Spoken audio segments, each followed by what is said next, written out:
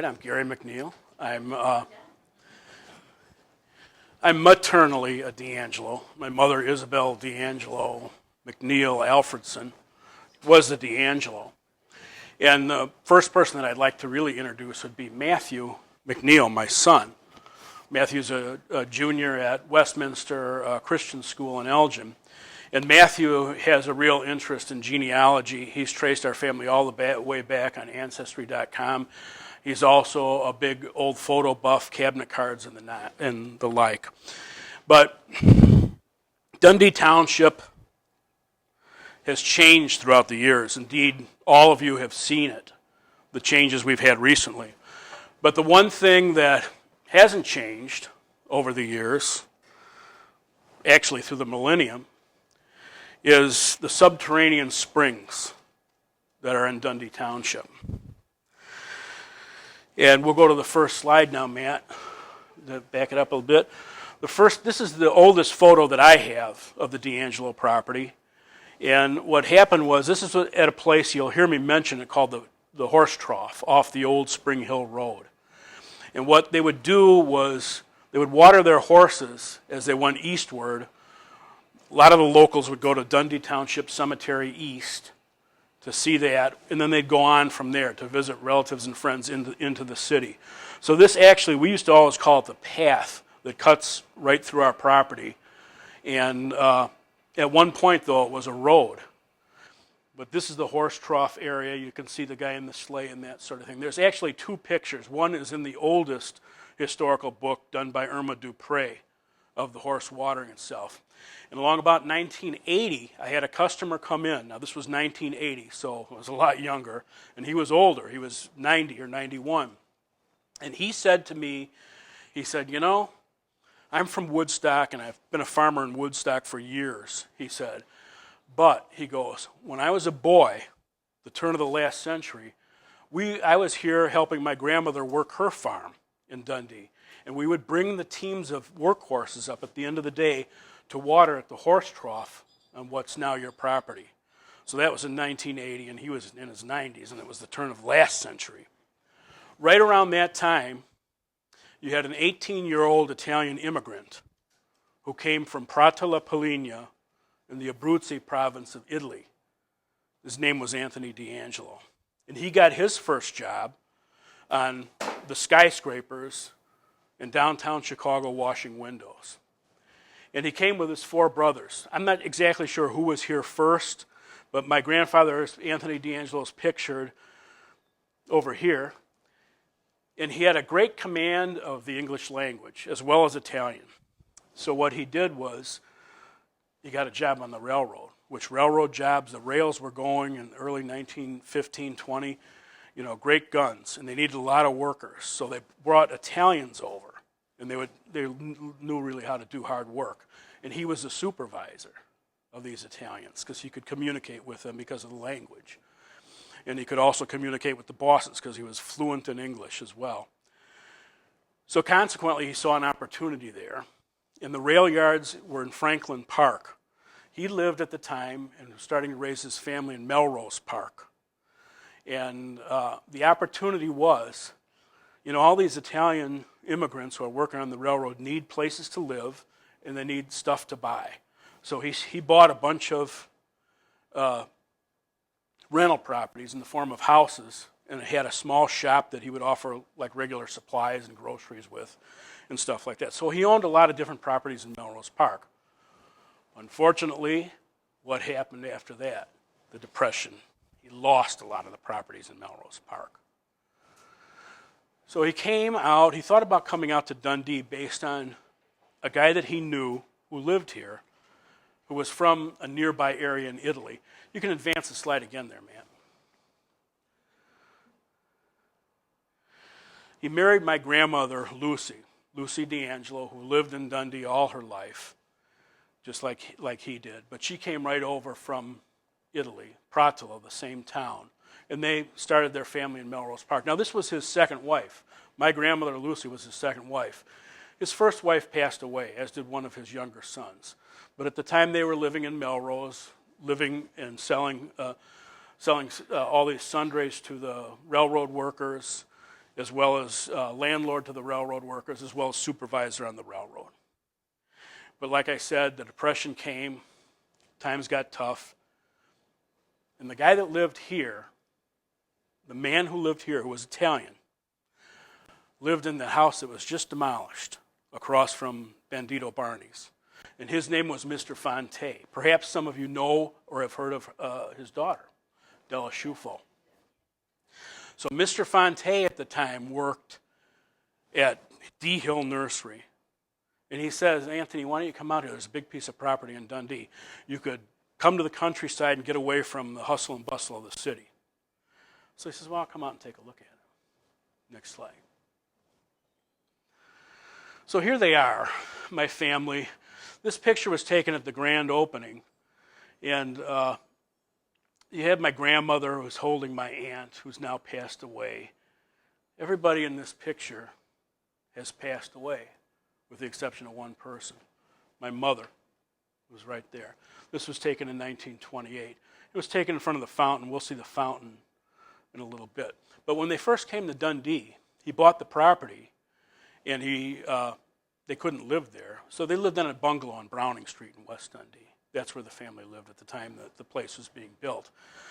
And the place is 15 acres. So you had to have people, and he wanted it to be like a little spa or sylvan retreat, I guess would be a better name for it. But he had to have people to do the work. So who do you think that he had do the work? The Italians who came and worked on the railroad. They needed jobs. So go ahead and advance the slide, man. So this is another site of the grand opening, and you know this because of the fact that as you go down 72, which is right here, that's the hill, but everything's overgrown now. And this is the fountain that he built, and you can see the flagpole and people around the flagpole on the fountain. He had a big flag here, and again, it was taken at the grand opening. There weren't as many trees on the property then, but he had these railroad workers come out, and as you'll see, we have a pond on the property, 1 acre pond, and other ponds. All these guys dug those by hand. They were used to digging around the rails and stuff like that. And the pond was 13 feet deep in the middle. You know, those guys dug it by hand. So there was a lot of hard work. Go ahead with the next slide, man. Now this is a view from the D'Angelo property looking west. So this is how it would look in East Dundee looking west at the time, like 1928.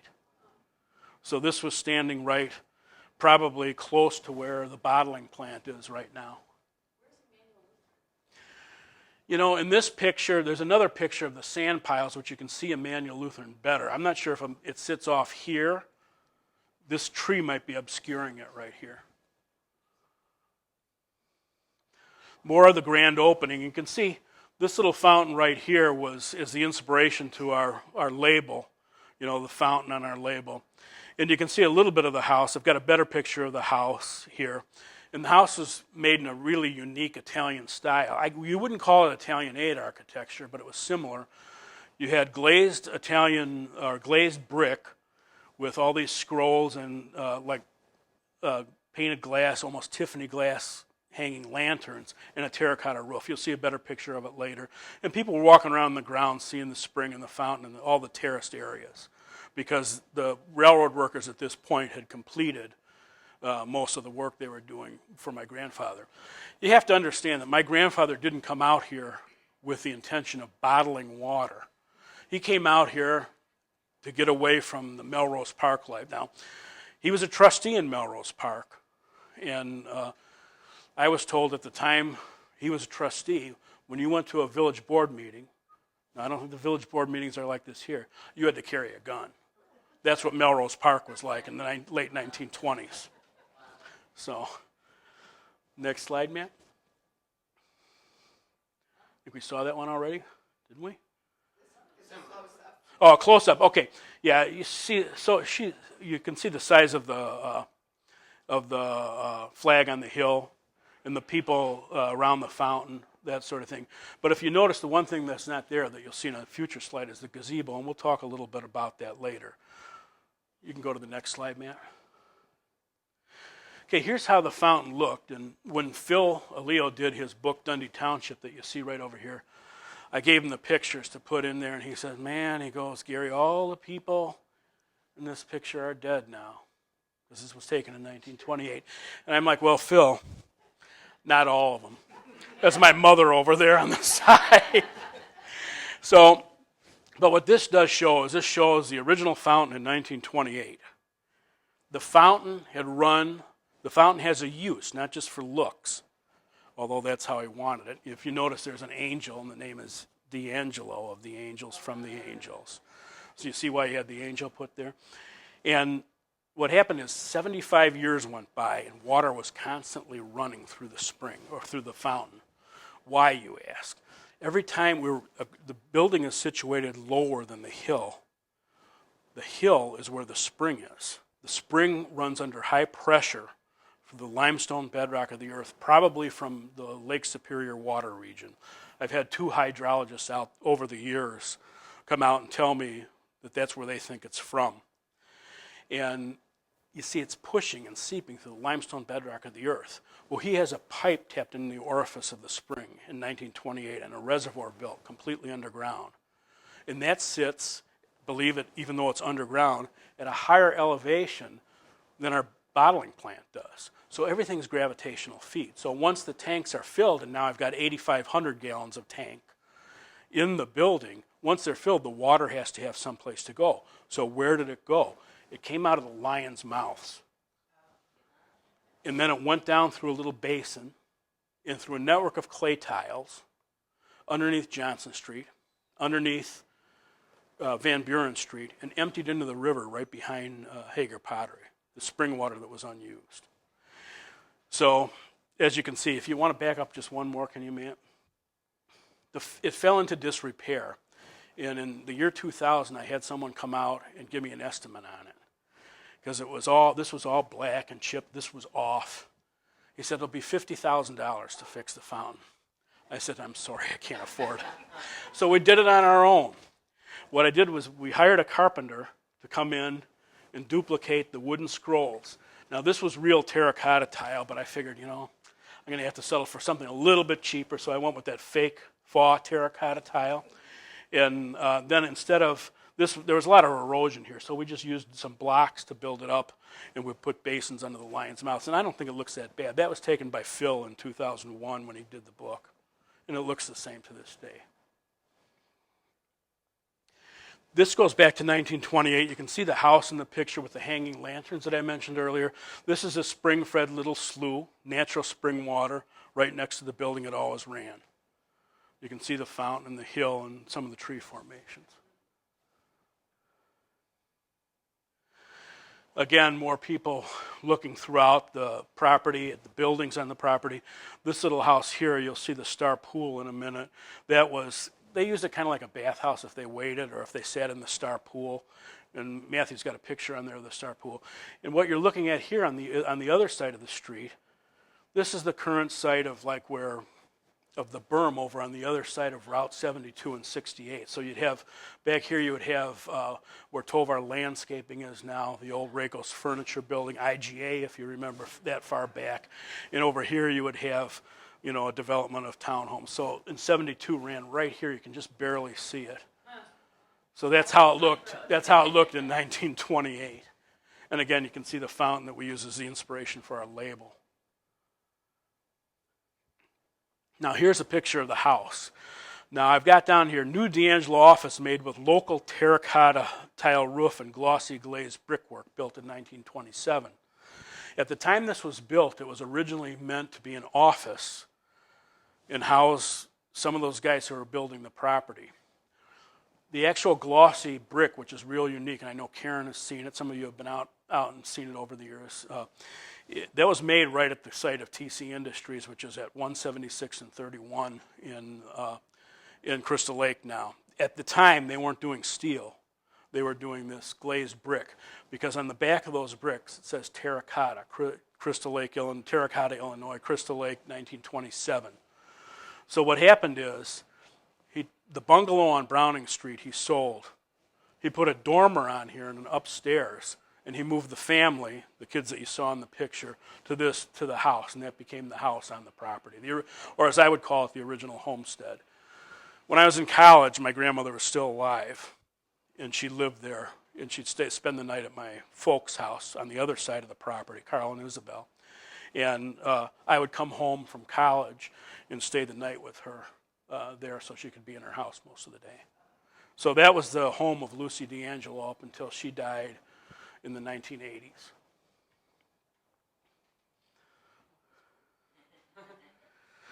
This is a picture that hung for years and years and years in one of the auto dealerships on Grove Avenue in Elgin. And when there was a car salesman there who had to go to a retirement home, and he had to, and when his people were his heirs, his kids, or whoever was cleaning out his house, they found this picture of this truck, probably purchased at that auto dealership, of my grandfather and Mr. Glover, who owned the truck at the time, loading water onto the back of the truck. And this guy had exclusively at the time an Elgin route. He would deliver to all the offices in Elgin in the 1930s and that sort of thing. If you see a lot of the early advertising, it'll say D'Angelo Natural Spring Water, distributed by Glover. He was the guy that owned the truck, is what it was. But you can see the house pretty much looks the same to this very day. And this is where the building would come in now. But that was really a find, and I use it in most all of my brochures. He said, I think the D'Angelos would like to have this picture back. You can take a look at the wooden crates with the old glass bottles, and we've got a close-up of those later on. Okay, Matt. This is a real important guy. His name was Luigi Coco. Louis was our groundskeeper on the property. Okay, he was one of those railroad guys who came over and helped build the property. Dug the pond by hand, built the grape arbors, terraced them, did all the hard work. Louis remained on the property, almost lived like a hermit in a cabin until his death in 1978.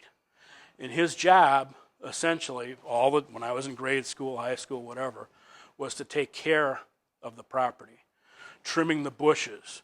As you came down 72 in the 1940s, you wouldn't see a bunch of old dead trees like you do now. You would see the hill, and it had D'Angelo Natural Spring Water in Tropiary that he had trimmed as you came down the hill.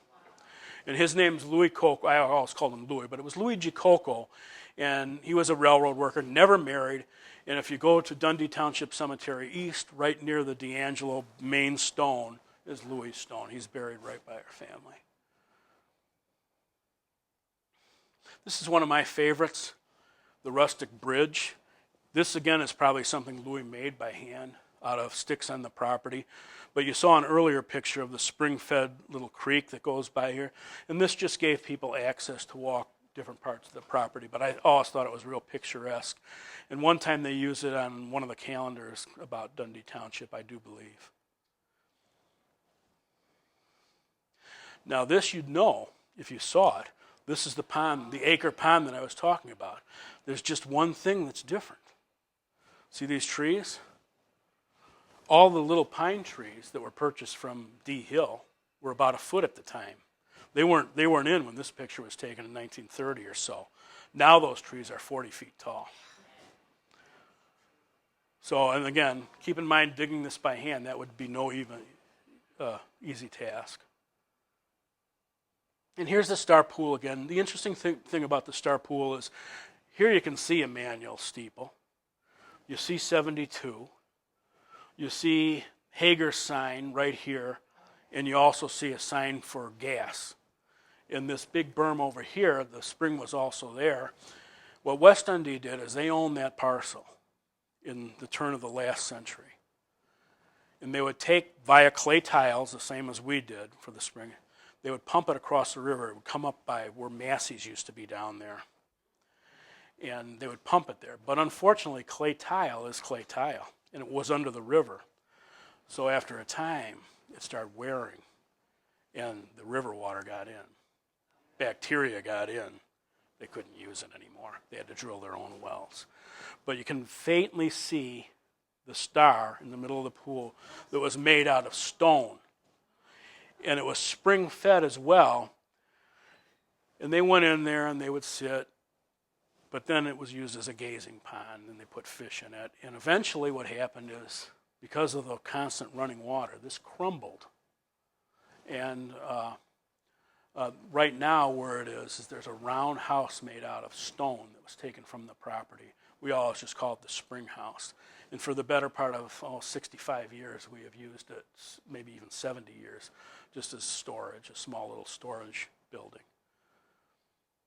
Matt? Now, if anybody were to see bottling like this day, they'd probably call the health inspector. But this is how it was done in 1928. All you had was a light, a bunch of racks, the glass bottles in the crates, a little hose, fill them up, and what they would put in, no seal, no electronic seal of any sort, just a cork. And the guy stacking on the wall again, who do you think that is? One of the guys who was with us from the start, Louis Coco. Here you see a manual, and this was the children playing at the D'Angelo sand piles. My guess is my grandfather had these guys doing stuff, and the kids had to have something to do, so they brought sand and pitched the umbrellas in for a picture. So those would have been children of the workers. I'm thinking they're relatives, could be children of the workers. Were they local? Maybe some of them. But you got to understand the dynamic of this town at the time. It was German. And you had this Italian coming in, immigrant, who bought all this land.